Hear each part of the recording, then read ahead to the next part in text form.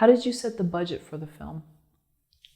Great. Little nervous to talk about this because I will, but it's because I want people to take it seriously, and I don't want them to look at the money, because we didn't have a lot. And I want them to say, you know what, who cares that it was shot for this? It's a good story. We had $4,000 production budget, period. That's all we had was $4,000. And cliche, I called all my aunts and my uncles, my dad, my family, friends with the family, and said, hey, I can shoot this for $1,000. I need $200 from each of you. And they all chipped in. They were all really excited because they know. And I ended up with $4,000. And I told everyone, this is what we have to make this film. So let's do it. And I will say very upfront, it was so much easier to do than people think. Yeah. And why do you think that you were able to get it under the wire like that? Like under the $4,000 mark? It's a feature, right? Feature. Everyone, first and foremost, everyone did it because for the credit. Everyone I hired, I'm on to say, listen, this is what I got. We can make it look really good. We can get locations. I'll feed you guys every day. But unfortunately, right now, we're gonna have to, the eyeballs that people put on this film, the credit of having a feature under your belt, that's our payment. That's everyone's payment right now. That's my payment. I'm not ashamed to say that as a new young indie filmmaker. I'm not ashamed to say that because we all start there. We all have, you know. I had what I had, and that's what we could go with. And so they were all just so gung-ho about it. They were all said, you know what, the story is worth it. It's a great enough story to make it happen. So yeah, they were willing to put all their effort, their time, their life. They gave me 23 days of their life straight. Wow. Yeah, 23 days straight, no breaks. And we shot the whole thing in that time for that amount of money. And it's so doable. But again, going back to having a great, solid team, yeah, it worked. There was one occasion where I had to kind of, as the director say, I had to pull someone aside and say, listen, this behavior it didn't work. It's not working. Let's correct it. And they graciously took it and said, you're right, I'm sorry. I was stressed because of the time limit and the time crunch. And it's never, and I go, there's always gonna be time limits. There's always gonna be stresses. There's always gonna be money issues. There's always gonna be that. Get used to that now in a place you can and take that with you. And this person graciously accepted the advice, and we just progressed on. But yeah, I literally asking every family member I had if they could help fund it, and they did, and we made it work. That's awesome. They believe in you, and totally. they want to see you happy and do well. Always have, yeah. That's very cool. Wow. Yeah, and I wanted to say this, I don't think that should be out of the norm. You know, I want great experiences like this to be the norm. I feel like there's this general feeling about bleeding for the art and, you know, Van Gogh cutting off your ear to make great art. It's like, I want to make movies. It's so much fun, right? I want to make them with great people. And I understand that there's lots of stresses. And I think, you know, that's what kind of leads to a lot of the problems is people not being able to handle their own stresses.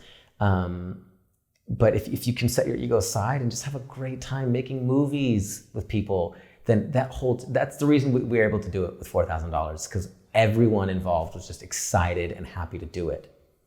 Now that doesn't take into account post, right? No. Okay, so that was just so production. Post-production, we had $0 because I had $4,000, period.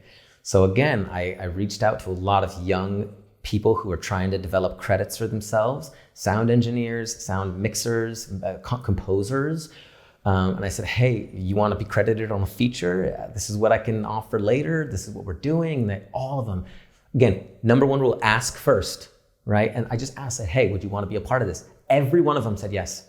Every one of them. I would get responses like crazy. I was never trying to take advantage of anybody, but I knew I had a feature.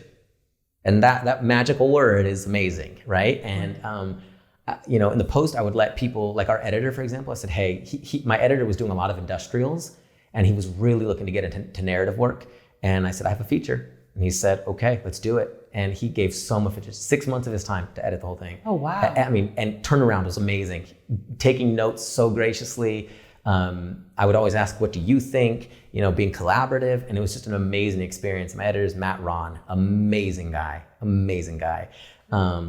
And then, yeah, with like the composers, I had one composer who felt really overburdened by all the music we had. It's all Latin themed music, very, very high energetic.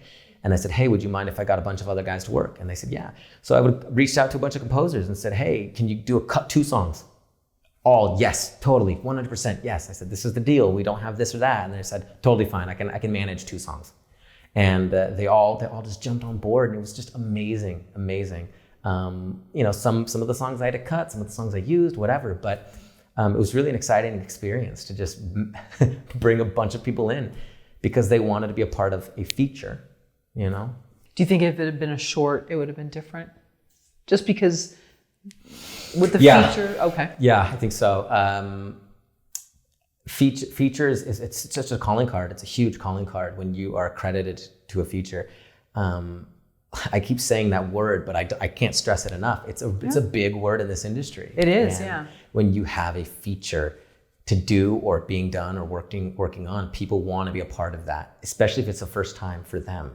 And they've been in the industry for some time and they just haven't had their break yet. And they've been doing industrials or they've been doing music videos or commercials for a long time. Like they're ready to tackle something bigger. They are, just ask. You never know who you're going to meet. You never know who you're going to be a part of. And 90% of the time they'll reach out and say, yeah, I'm totally willing to help. You know, and I am so grateful for them. They know it. I've told them hundreds of times how grateful I am for them because they made the film. They made it. You know, I had the idea, I orchestrated it, but without them, it wouldn't be a film.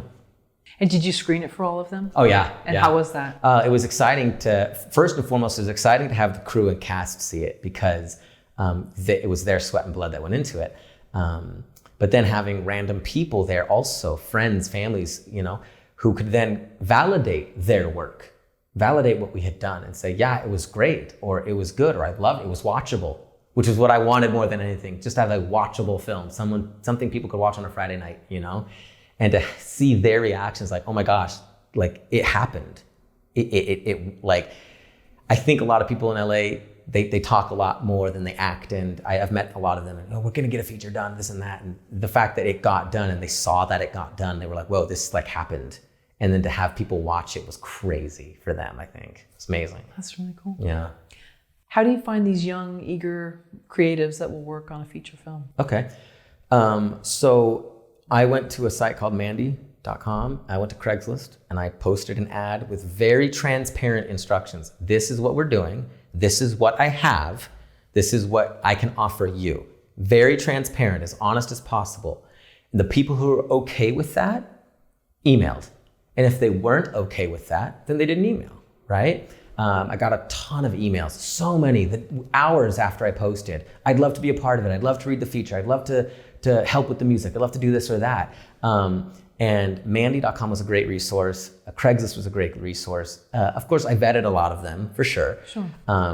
But I found that when I said students of film, then everyone came in. I wanted people, because I mean, my DP was 2 or 3 years out of USC, you know, and really was ready for something big. So they all just were willing to work, and it was using those resources, reaching out on that site and being as transparent as possible, right? That's the key, because they all knew what they were getting into. There was no secrets. There was no like, oh, we're out of money or we have more money than they. No, they knew there was $4,000.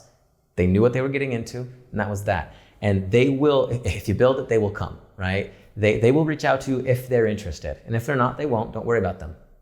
Describe to me transparent, like how is, because I've seen some stuff on Craigslist. It's like blunt, all caps, 7 exclamation points. Right, and you're like, whoa, right. Okay, maybe 2.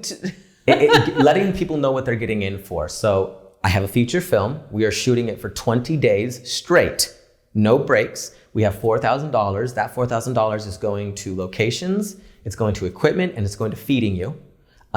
We're shooting all over LA, and this is how we're going to shoot it. It's an indie drama, and this is what you can expect, right? This is who I am as a person. And when you're that transparent with the facts, you know, you're not saying, well, we have some investors looking, you know, we have potentially $20,000 coming. No, don't be ashamed that you have no money. Don't be ashamed of that, all right? Just let them know straight up, this is how it is. You don't have to break it down their door with it. It doesn't have to be all caps. Don't oversell it. Don't be super excited where you're, oh my gosh, we're doing it, you know? Just be calm, be relaxed, Have fun. We're making a feature film. Let's have some fun. and it's going to be a lot of hard work. But if you're in for that, then you're welcome. And I got so many, like I said, got so many interviews, and I just picked the ones I wanted. So it sounds like you were open and fair and honest instead of like trying to pull the wool over someone's eyes, or like being so like blunt and mean about it that people like scares people away. I was never trying to be more than I was. I think a lot of people I've met are like, oh, I've got this in the pipeline, or I've got that in the pipeline, I'm doing this, or I'm working. I look them up 2 seconds later and they're no, well, you know, I was a child actor and I'm working on this now. And then it's like they have like maybe half of credit or whatever. I was very blunt. This is a first time feature from a person who has never directed a film before. If you're interested, welcome. Right. Yeah, so just That's great. Be open like that. I like that.